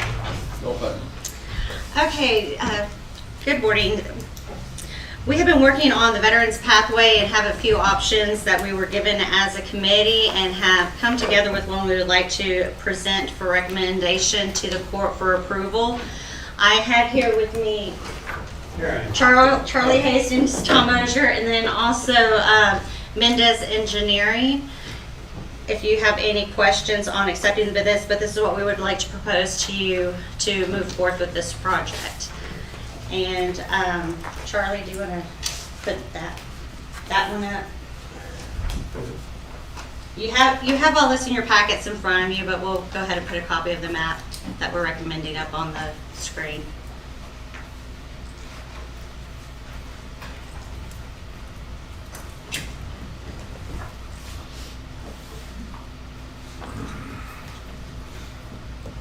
Okay. Sure. If I may, Tom Moser, 218 Yorktown Boulevard. And I was had an idea 3 years ago that it would be really great if we could connect the Veterans Hospital to the river trail. And fast forward to where we are today with ARPA funds of $250,000, we set up a committee, okay, to look at what these pathways could be. And the committee was comprised of the Veterans Hospital, Veterans Administration, TxDOT, since it crosses Highway 27, the city of Kerrville, the county, and Maldonado, since it crosses some of their property. So we've had a series of meetings, and we've looked at various options on how to connect, again, Veterans Hospital, all the way down to the river trail. And the thing that you see is option 4 is what we've recommended. And I'll show you what we did, because we know a lot of questions were going to come up about what if we put it along the river all the way, what if we go up to Stripes, et cetera, et cetera. We looked at all those. Menendez Engineering is here. They've done a great job of giving an estimate of what each one of these options cost. But let me just talk about the ones on the screen right now. This is the final that we're recommending to Commissioners Court. It goes from at the top right of the pathway that you can see there. That's a sidewalk along Highway 27, which goes from east to west. It then goes on the west side of Maldonado's nursery, crosses Riverside Drive, and then goes down to the river, to Flat Rock Park. Is a north-south direction. When it reaches on Riverside Drive and goes across going west, it goes along, it'd be a sidewalk along Riverside Drive, going down a pathway, or a roadway actually, down to an existing low water bridge, which is still there. It's easy to get across. And then from the south side of the bridge, it connects to the existing river trail. So everything you see in black there is what is proposed. Some of the things that we have, which we've not fully discussed in detail, the pathway along through the Maldonado property, the city, now that we know what that will do, what the action is, what the path would be, is we would talk, the city has agreed to talk to Maldonado about that. If you can go down to one of the other options there, which shows, You want to look at option 2, shows through. Yeah. That's not the option I'm looking for. That's the one. Anyway, while he's pulling that up, what we did is basically look at, no, one more. It's still the other. That's the last one. That's option 3, and the other ones were options 1 and 2. Yeah, okay, go all the way back up to where you were, okay, and I'll describe it. What it would be is, instead of going along the sidewalk that you see in Maldonado property there, it would go along Tucker Lane, which is a straight shot from The, It's the bottom option too. oh, excuse me, there it is. No, it's not. That's not, yeah, yes it is. That's it, I'm sorry. Option 2, that shows the pathway not going to the west side of Maldonado property, but more toward the east side. And that's what the city is going to discuss with Maldonado, how best to do that. Because there's some property trades in there, but as far as price, assuming that either one of those are acceptable, okay, price-wise, they're about the same. So it fits within the $250,000 budget that appears to be right now. We can do that. The other thing is the one that's in option 2 that you see on the screen. It's more of a safety issue because there's a lot of traffic from Maldonado operations going from their nursery side over to where they store their materials. A lot of heavy trucks. Those heavy trucks and all would have to cross that sidewalk.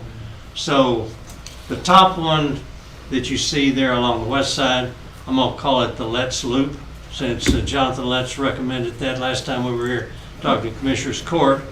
Came up with a very good thing. That looks like the best way to go, but again, it's back to the negotiation between the city and Maldonado, how best to do that. So it's going to be, that's the only deviation in that.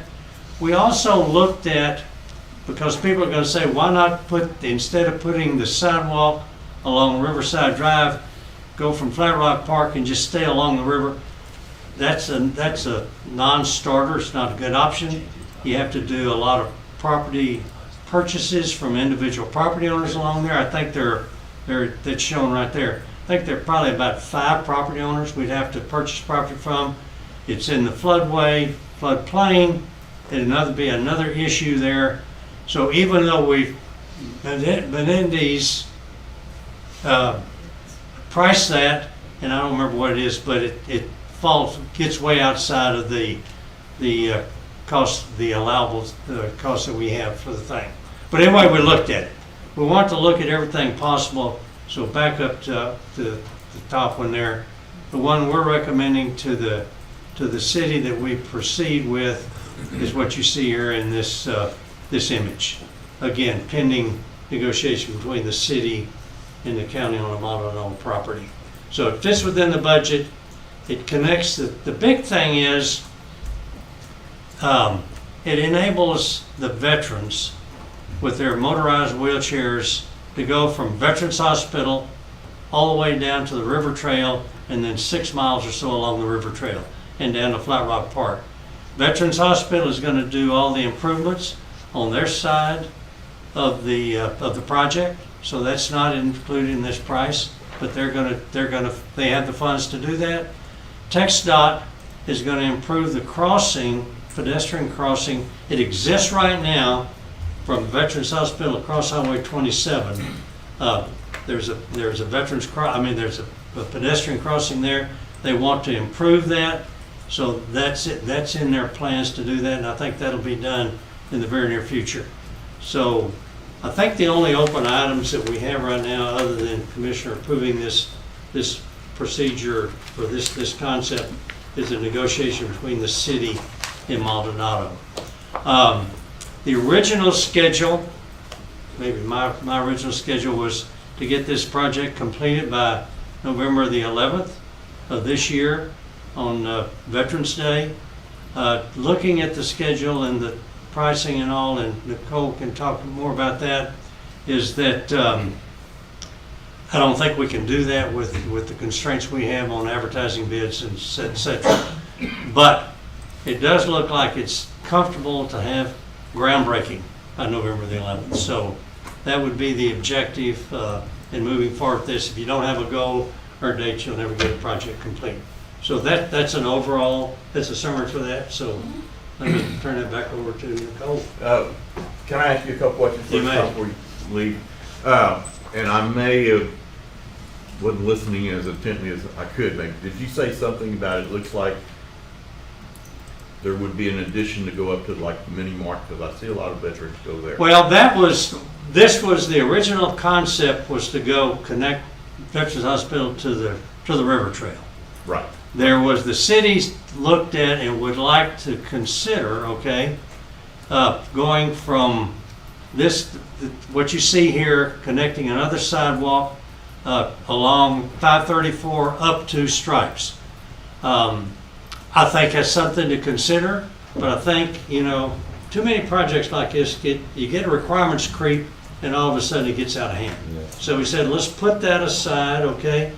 If the city wants to do that, I think the city can come back and then we'll have to figure, it's not gonna fit within the budget, okay, to do that. We know that, all right? So we said, if that's an add-on, that's an addendum or a separate project, let it stand alone on its own merit. Okay. Well, because I see a lot of them, I said many more, but Right. I mean, meant the Stripes. Right. I see a lot of them go up there. Right.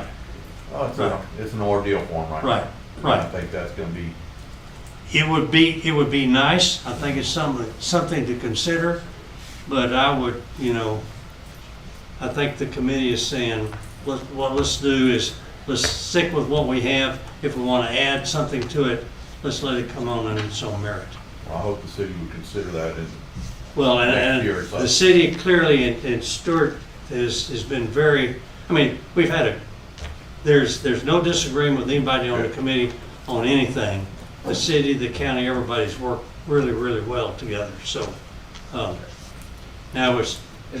Before you leave, Yep. people at home don't get to see these exhibits that look like. No, Already seen them? yeah, they are seeing them.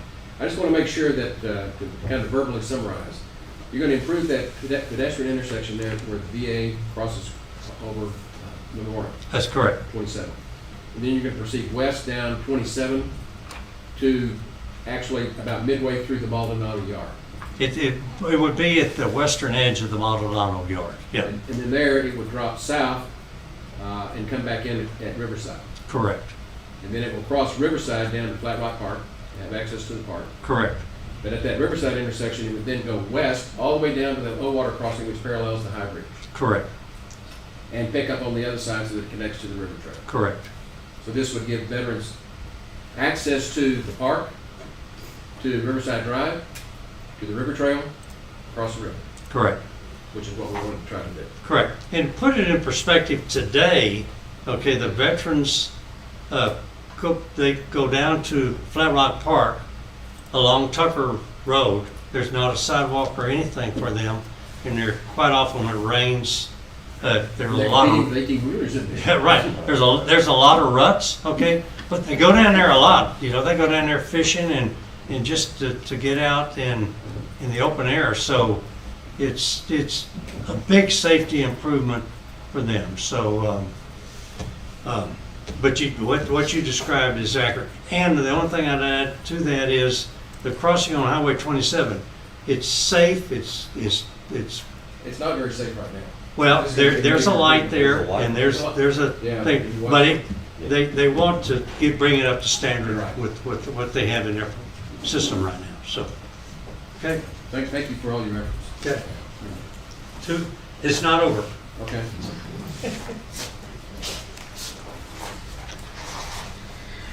Okay, so on the present agenda item, what we are asking for is for approval of the option 4 presentation map that we have just showed you.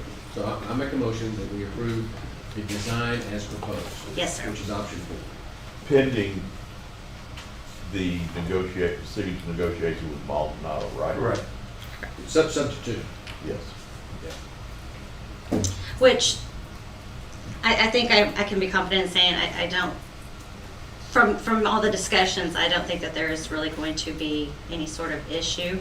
There's been no pushback on that. No, there's no been, everything has been very much to the point. But if we don't get it, it is subject to, because we need to. Yes. But there's been no real discussion with Maldonado, so. Sure. I visited with Ed Maldonado last week and explained option 4, and he's agreeable to visit with the city and county to So that's the city's see if we can make it work. Yeah, I would think they'd be welcoming. Oh, I would too. You can't even see the blacktop, you know, I mean, because they use it so much, you know, it's part of it. It's a similar situation as most of the nurseries. Exactly. I mean, it's a road that shouldn't be there. but there needs to be a way to Do get we have a that. second? Second. Have a second. Motion and second. Any more discussion? I think it's been well thought out. I think under the circumstances, this is the best plan we're going to get. Let's go ahead and vote. Those in favor say aye. Aye. Opposed? For the unanimous approval of the design, option 4. Move on to item 1.16, consider discuss and take appropriate action to approve the contract with Mendez Engineering for engineering services for the Veterans Pathway Project in the amount of $58,975 from the ARPA funds obligated. And what this is we had put out for bid, or for qualification, I guess, wasn't it? Yes, we did an RFQ. Did an RFQ, and Mendez Engineering has responded, and this is recommended bid for the contract for their services to get this design so we can get it. Yes, so up to this point in time, they have put all of this together for us, but we have not yet have a signed contract for their services. So previously, we did allocate or obligate an unspecified sum in Court Order 39733 of the ARPA funding for engineering services. So that has already been obligated, and at this time, I'm just asking you to approve the contract as presented with Mendez Engineering to go forth. Have a motion? Second. And a second? To approve the retention of Mendez Engineering for the Veterans Pathway Project in the amount as presented. Almost $59,000. County attorneys review the contract. Yes. Any other discussion? Those in favor say aye. Aye. Opposed? Unanimous. Thank you, Lord. Thank you. Okay. Now it's the Charlie Hastings show. 1.17. This is a public hearing for the revision of plat for Creekside at Canterbury Phase 1, Lots 163 and 164. So this is a public hearing. Is there anybody who would like to address the court at this public hearing?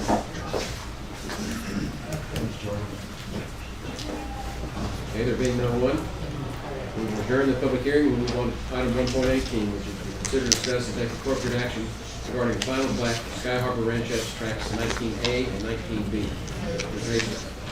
Thank you, Judge. This property consists of 4.27 acres and is referred to as part of Sky Harbor Ranchettes Tract 19. It's an unofficial subdivision. It's never been platted. It is jointly owned by Jennifer Michelle Newman and Preston Lee Walker, and it has 2 separate water connections that are in existence and have been in operation for quite some time under the existing public water system there. This proposal divides it into 2 tracts. Tract 19A will be 0.58 acres and Tract 19B will be 3.69 acres. Road frontage is on Sky Harbor Road in Mountain Home. That is a privately maintained road. The county engineer requests the court consider, discuss, take appropriate action regarding final plat for Sky Harbor Ranchettes, Tracts 19A and 19B, Precinct 4. They did include Exhibit M from our model subdivision regulations from the Water Supply Corporation, saying that they will be able to provide water for 30 years. I move for approval. Second. Got a motion and a second to approve the final plat approved for Sky Harbor Ranchettes Tracts 19A and B. This is a good example of our subdivision rules when we have a public water system available. A lot of people don't understand that if you have a public water system available, you can have much smaller subdivisions than if you don't. You put in that well and that septic. With headwaters now, that permit is up to 10 acres. So this can be. Will be. It will be. Will be in August. But if you do this one is they can request because we've got assurances that the public water available to them for at least 30 years. I have a question, Judge.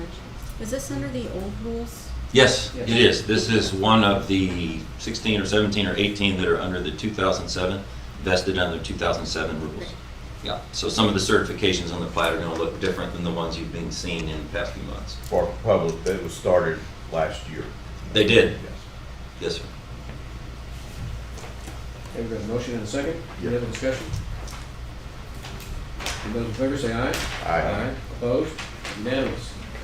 Moving on, item 1.19, consider, discuss, and take appropriate action regarding a reduction in the letter of credit number SP 95797 from First Citizens Bank and Trust Company, Raleigh, North Carolina, from $977,505.56 to $200,000 as a financial guarantee for the remaining construction associated with Great Sky Ranch in Precinct 2. Charlie Hastings. Thank you, Judge. The final plat for Great Sky Ranch was approved February 14th, 2022. It contains 78 lots with 7 newly constructed private roads. The letter of credit number SB 95797 in the amount of $977,505.56 with First Citizens Bank and Trust Company, Raleigh, North Carolina, was submitted as a financial guarantee for the associated subdivision construction. Since construction of the subdivision is nearly complete, the developer has requested a reduction in the letter of credit as a financial guarantee for the remaining associated construction, which is largely erosion control, getting vegetation established. The county engineer requests the court consider, discuss, and take appropriate action regarding a reduction in the letter of credit number SB 95797 from First Citizens Bank and Trust Company, Raleigh, North Carolina, from $977,505.56 to $200,000 as a financial guarantee for the remaining construction associated with Great Sky Ranch Precinct 2.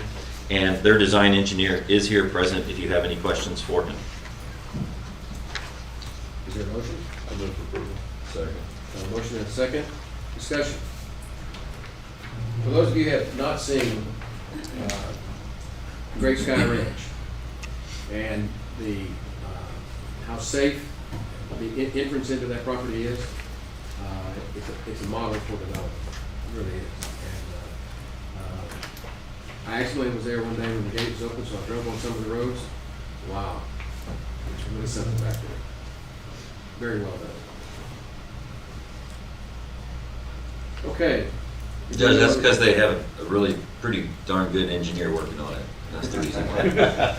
Hopefully he can get out of the building after hearing that, but he is a very good engineer. He did a good job. Okay, then those in favor, say aye. Aye. Aye. Opposed? Unanimous, thank you. Item 1.20, consider, discuss, and take appropriate action for the court to set a public hearing for 10 a.m. on June the 26th, 2023, for a partial cancellation and revision of plat for Riverburg Wine Edition Lot 1. This is in Precinct 1, Mr. Hastings. Thank you for your service. Thank you, sir. This proposal revises and cancels part of Lot 1 of Rittenberg Wine Edition. It's a single lot subdivision that was platted in August of 2022. It adjusts and moves lot lines approximately 125 feet in order to accommodate the locations of improvements. Lot 1, currently 5.18 acres, will be revised into Lot 1R, 5.18 acres, by exchanging 1.78 acres with the adjacent unplatted tract. Part of Lot 1, 1.78 acres along the southwest side of the lot, will be canceled and returned to its previous condition as part of the adjacent unplatted tract. They built their home in their own place. This lot is in Kerrville's ETJ. Since the lot is over 5 acres, this proposal may be exempted from platting through the city of Kerrville. That's why it's here before you instead of city Kerrville or both. County engineer requests the court set a public hearing for 10 a.m. on June 26, 2023 for a partial cancellation and revision of plat for Rittenberg Wine Edition Lot 1, plat file number 22-06687, Precinct 1. A Second. motion and a second to approve setting a public hearing on June 26th at 10 a.m. Any discussion? Yes, I have a question. Is that how you want the public hearing notice to be worded? It's just Partial cancellation and revision of plat. plat. Yes, it's both. It's critical that it's written that way. Okay. Any other discussion? Those in favor, say aye. Aye. Opposed? Unanimous. Item 1.21, consider, discuss, take appropriate action for the court to set a public hearing for 10 a.m. on June the 26th, 2023 for a revision of plat for YL Ranchland Section 3, tracts 126 and 131R. Mr. Hastings. Well, this proposal revises and combines 2 existing tracts. Tract 126 is 50.71 acres as platted, and tract 131R is 79.24 acres as platted. They'll be combined into Tract 126R, 129.94 acres. Road frontage will be on Camino YO East and Lost Man Road. County engineer requests the court set a public hearing for 10 a.m. on June 26, 2023 for a revision of plat for YO Ranch Land, Section 3, Tracts 126 and 131R, Volume 6, page 17, and Volume 8, page 164, Precinct 4. I move for approval. Second. Got a motion and a second to approve setting the public meeting. Any discussion? All in favor, say aye. Aye. Opposed? Unanimous. Item 1.22, consider, discuss, and take appropriate action for the court to set a public hearing for 10 a.m. on June the 26th, 2023, for a revision of plat for Royale's Oak Subdivision, Lot 17. Mr. Hastings. This proposal divides Lot 17A, 11.37 acres, as platted into two lots. Lot 17A1 will be 5.10 acres with frontage on Highway 16 and Friar Tuck Road, excuse me. Lot 17A2 will be 6.28 acres with frontage on Highway 16 and Friar Tuck Road. These lots are located in Kerrville's ETJ. Since both lots are over 5 acres, this proposal may be exempted from platting through the city of Kerrville. County engineer requests the court set a public hearing for 10 a.m. on June 26, 2023 for a revision of plat for Real Oak Subdivision, Lot 17A, Volume 6, page 251, Precinct 2. Second. Got a motion and a second to approve the revision of plat for Royale's Oak Subdivision, Lot 17A. Any discussion? Those in favor say aye. Aye. Opposed? Unanimous.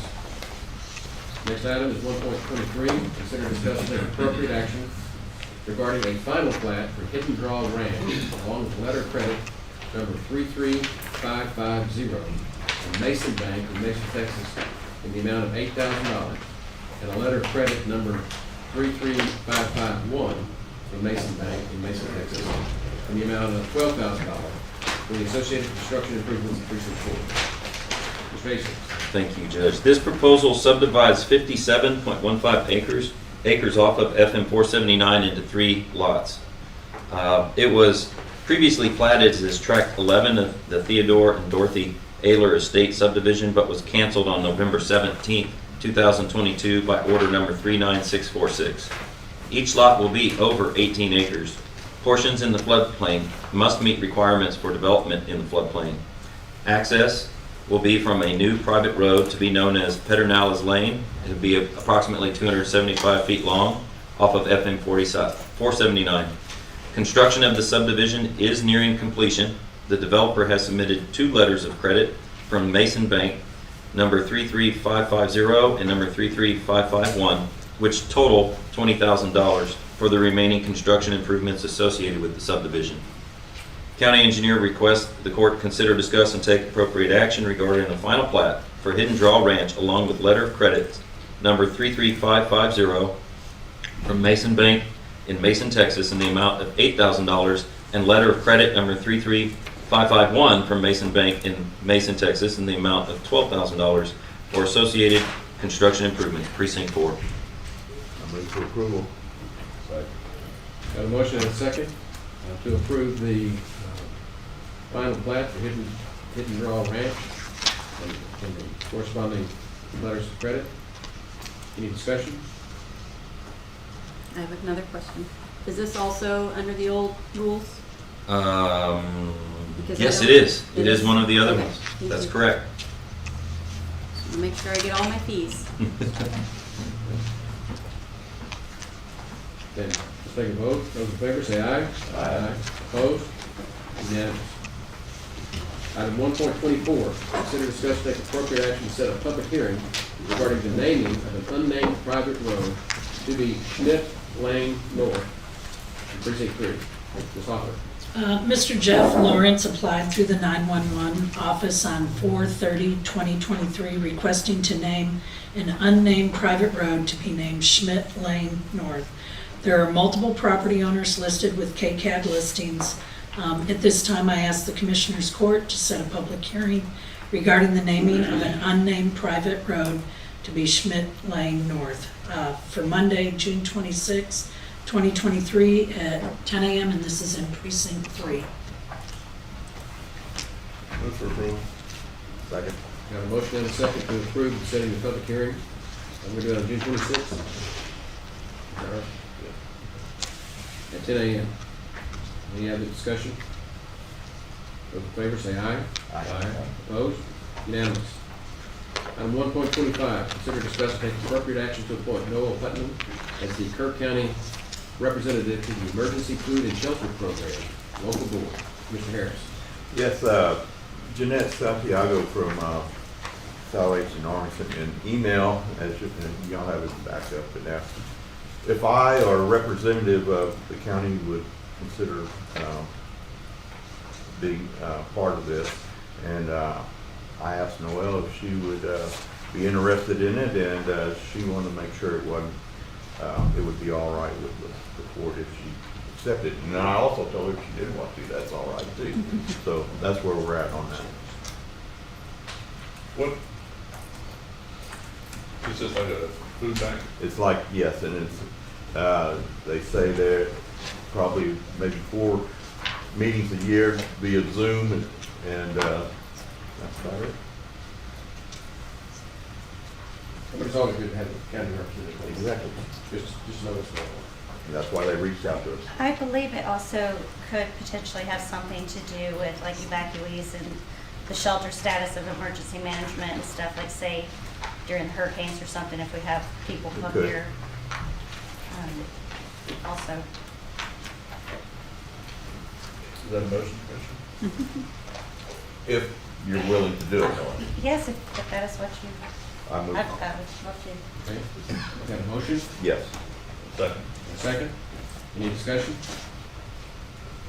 Those in favor say aye. Aye. Opposed? Unanimous.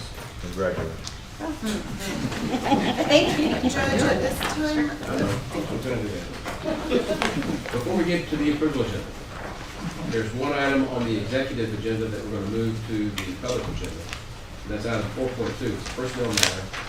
4.2A, consider and discuss and take appropriate action regarding staffing and personnel matters in the Road and Bridge Department. Ms. Hopper, we're moving that up. Robert's got some The handouts. reason is, if you talk about anybody specifically, we have to do it in a public meeting. a group as a whole in a public meeting, specific individuals would be executive. Robert's got some handouts that Rosa had put together. I heard the judge say that Road and Bridge is short 9. That's a true statement. It is getting harder and harder just to even get anybody who wants to fill out an application and come work for us. We did hire 2 new people this morning, but that was because of the man that's in our shop. He did a little recruiting on his private time and convinced them to come to Road and Bridge. So hopefully they will stay, but the last person that left or came and gave me their notice, which was less than a week ago, I had asked, if you don't mind, where are you going? And he said, TxDOT Fredericksburg. We've lost a bunch to the Kerrville office and some to the Fredericksburg office. The starting pay that they're starting these employees of mine that are at the entry-level position here at Kerr County, they're starting them at $24 an hour, and we start our road maintenance techs that are 15s, we start them out at about 17. So it's very hard to compete with that. So I've come to the court, I got with Rosa from HR. We haven't been able to fill, we haven't been full in a really long time. And Rosa came up with an option to try to keep the ones we have, and to take some of the unused salaries and put together and do it in 10 checks. I think Rosa had figured from here to the end of this fiscal year, and to kind of give them a little bump in pay to, I guess, show them how much we appreciate them, and please don't leave. We value, you as a county employee. I don't know what else to do. It's very hard to compete with somebody who's going to pay $7 an hour more than what we pay. And at that 24, that's even higher than our crew leaders that run, they're responsible for probably about 100 miles of roads in their work area. The starting pay for that is at $24 an hour. So not real sure what can be done, but I think for right now, I'm just trying to hang on to what I've got. So, exactly what is your proposal? So with what you'll see on the second page is $500 Per pay period, per pay period, per person. per person, just through the end of the year, the end of the fiscal year. In the form of a stipend, I assume. Yes, and then that goes away at the end of the fiscal year. And so that would be effectively I'm looking down here at the bottom, that's $5,000 per person Right, between now and the end of this fiscal year, or? correct. And I wanted to make a statement, just so you guys know, with one of the new hires that was hired today, when I was doing his process for his testing, his statement to me was, I had to pay some debt off in order for me to come to work for the county for the benefits. I want to be able to retire from the county. But he had to pay off debt just to come work for us. And to me, that was a pretty big statement that he made, you That's the know. first positive thing I've heard in a while. You know, he wants to be able to retire, but he had to pay off some debt just to be able to get the pay cut to come here. That tells me like there's still an incentive for people to work for county. Yeah, The older Which people is- recognize the benefits. the benefits, exactly. And that's what he said, was the benefits.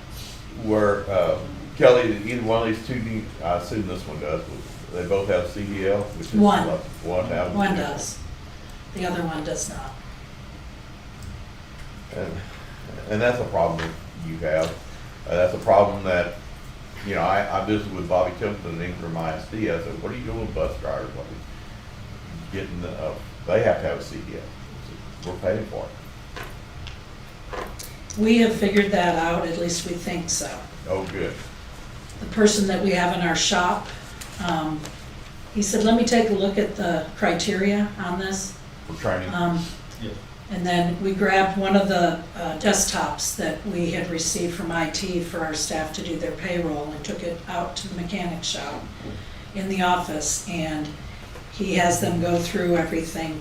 The first person that we started this with, he's passed all his writtens, and I think he's a couple weeks away from Actually, it's taking, coming, I think, the next Monday. yeah, taking the driving test.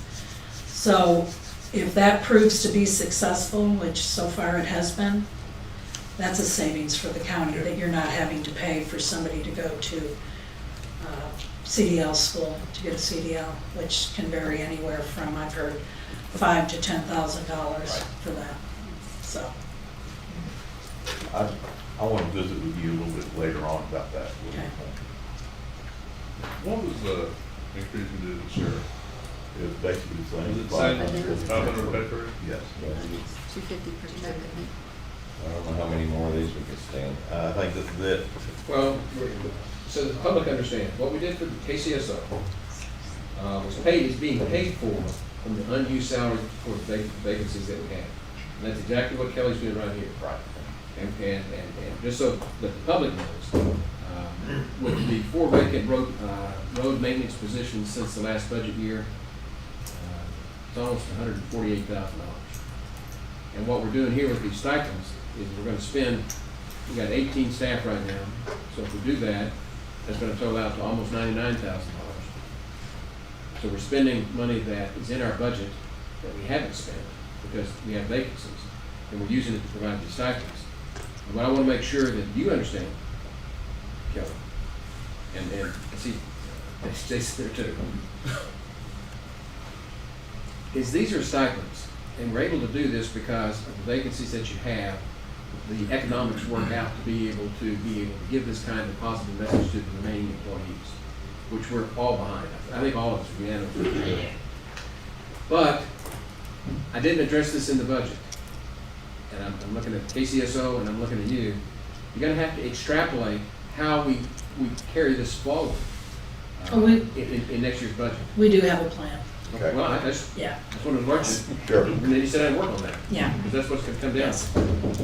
Well, and just to kind of bring a little light on what we do have left, we have 5 individuals that are eligible for retirement today, if they so choose. Hopefully, none of that 5, 2 of them are standing here, will want to live. Yeah. So it's 2 out of the 5 are standing here. At least till the end of this fiscal. And we always have a Monday morning meeting. We discuss what everybody's doing for the week, where we're gonna be, all of that. And one of he's been there for a while. He's probably been there about 10, 12 years, but he's not eligible to retire. His comment to everybody was, I hope none of you guys retire or we're really screwed. And Well, we're always talking about recruitment and retention.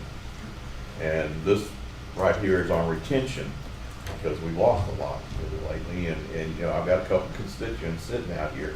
And I know if they call the sheriff's office in need, they want somebody to show up. And we're getting stretched thin. Same way with potholes and everything else. We can't let what we have invested in our roads deteriorate, and we're getting very thin. And we also take call outs too. Recently we had a downed tree. Right. You know, so we take some of those calls too on stuff. It just, it all kind of started with kind of the supply chain and transportation and CDLs, and the value of a CDL has escalated. And now that they've kind of changed it up as far as how you get your CDL also has made it challenging. But I think we found what works for Road and Bridge, and so that kind of gets away from some of the shortfalls of how do we get employees that want to come and work for us, how do we help them get their CDL. Like I said, we've got one and we're getting close to being successful with that, which will help a lot. But there's a lot that employee can't do right off the bat. So. Well, I personally want to compliment you on the approach that you're taking, because we don't need to worry about why the milk got spilled. It got spilled. Yep. We're trying to patch this up and clean it up as best we can with what we have. Yes. And then we'll come up with, hopefully, a plan that we can live with after the complete budget process. Well, and I would also like to say, Rosa really stepped in. She took a look at things to try to help us figure out what we could do. So I thank you, Rosa. I really appreciate it. I've noticed she's been doing that on a number of things. She takes these little steps, but man, they're big steps for us. Well, it makes sense that the money comes from the budget that's not being used already, because everybody's working harder than you, understand. Yep. So they deserve that based on what they have to do. That's And- sheriff, and, department, road and bridge. Not only, not to interrupt you, sir, but I know a bunch of them were offered. Come on up to the mic so that people can hear you. This is Robert Sims. Robert Sims. He's one of our crew chiefs. I know who he is. Well, most people do, unfortunately. But a lot of the guys that did stay, they were offered. We know they were, but they did make it a commitment to stay here. So this is kind of an ordeal to thank them for their commitment as well. Well, we got to keep flying the flag out there, because it's a competitive market. Yes, yes, sir. We have to be an attractive place to come to work. Once we know that our CDL program, we can do it and it works, we've already got banners put up that we can put on the fence at Road and Bridge that says, hey, we'll help you get your CDL. So. Okay. Okay. Do we have a motion? Do we? I'll make it. Have a motion and a second to approve the proposed stipend plan for Road and Bridge as presented. Is that correct? Yes. Yes. Any other discussion? Is the plan written somewhere for the clerk to enter? Yes. in minutes? Thank you. Okay, those in favor say aye. Aye. Unanimous. Okay. Thank you. Thank you. Let's go back and try to wrap up our approval agenda. Item 2.1, which is budget amendments. You have 8 total budget amendments in front of you. These are line item transfers. We are transferring out of general fund contingency into the law library line for books and subscriptions due to a subscription cost increase. And that's the very last one on the first page. Move for approval. Second. Got a motion and a second to approve the budget amendment as presented. Any discussion? Those in favor say aye. Aye. Unanimous. Opposed? None. Unanimous. Next up, let's pay bills, 2.2. Yes, invoices for today's consideration, $695,612.51. Move for approval. Second. Got a motion and a second to approve the, to pay the bills as presented. Any discussion? Those in favor say aye. Aye. Opposed? Unanimous. 2.3, late bills. There are not any. 2.4, auditor reports. There are not any. Thank you. Item 2.5, set monthly reports. Yes. For April 2023, Environmental Health OSSF amended, Director Ashley Batters, County Auditor Tanya Shelton, Justice of the Peace, Precinct 1, Mitzi French, Precinct 4, Bill Ragsdale, County Clerk Jackie Dowdy, no JD in there. No. County Treasurer's Monthly Report, Tracy Salden, and Animal Control Services, Director Reagan Gibbons. I move for approval. Second. Got a motion and a second to approve the monthly reports as presented. Any discussion? There being none, those in favor say aye. Aye. Opposed? Unanimous. 2.6, court orders. There are court orders from May 8th, regular meeting, numbers 39962 through 39996. A comment there, we have 3 suggested changes. I don't want to comment, the reason for the changes, it's not that our county clerk doesn't do them right, is that frequently I'm clarifying things, and a lot of times the agenda items are a little bit broad, and so if we go so moved, and we need to be careful, because then sometimes you look at these and you don't know what we did. So I try to clarify it a little bit. So let me read the 3 that I'm recommending a change on. One is 39977. This is relating to the Hunt 1605 Hunt Group LLC, and the modified slightly that says approve a request for variance from 1605 Hunt Group LLC by reducing the building setbacks and exempting them from water availability requirements. Make it clear what we did on that one. The other one was 39987. This is related to giving Sylvia Zapata access to a waste system. And modified this a little bit to say approved to designate administrative access to Sylvia Zapata. It did say administrative rights. So that's the intention to access. And then 39979 was we reduced the bond subdivision, the Paul Ranch subdivision, and modified this to read that more clearly. It says approve a reduction letter of credit number 154208 from Security State Bank and Trust in Comfort, Texas, from $446,827 to $11,400 for associated construction improvements in the Paul Ranch subdivision. It left off Paul Ranch subdivision early. There's one more that you were going to. Well, I saw that one, but I didn't understand your note. So the note, this is about the donation of paid time off and sick leave. When I recommended language to y'all that you used and made the motion and adopted that way, I didn't include PTO. I just included sick leave, but the agenda item said PTO and sick leave, so it should have read more like the agenda item without. I saw that even. I thought that's the way it reads, though. You can read it into the record? Yeah, 399. 39995, right? It may read that way. I think I had it, mine- but the form It itself reads says right sick now, leave. approved to allow donation of sick time and/or PTO hours among employees on a trial basis for 90 days. However, I would like to make a comment. On the form, though, it says sick leave. Okay. It doesn't include PTO, But at least what- from what I saw briefly. Okay, so that one is Internal. correct. Okay. So with those modifications, I move to approve the court orders. Second. Got a motion and a second to approve the court order as revised. Any discussion? Those in favor say aye. Aye. Opposed? Unanimous. Okay, that takes us back to the information agenda. 3.1, staff reports from department heads. 3.2, staff reports from elected officials. 3.3, staff reports from liaison commissioners. Okay, then let's take a brief break, we'll go into executive session, and I think we've got a couple items on it. So we'll take a 5-minute break, go into executive session.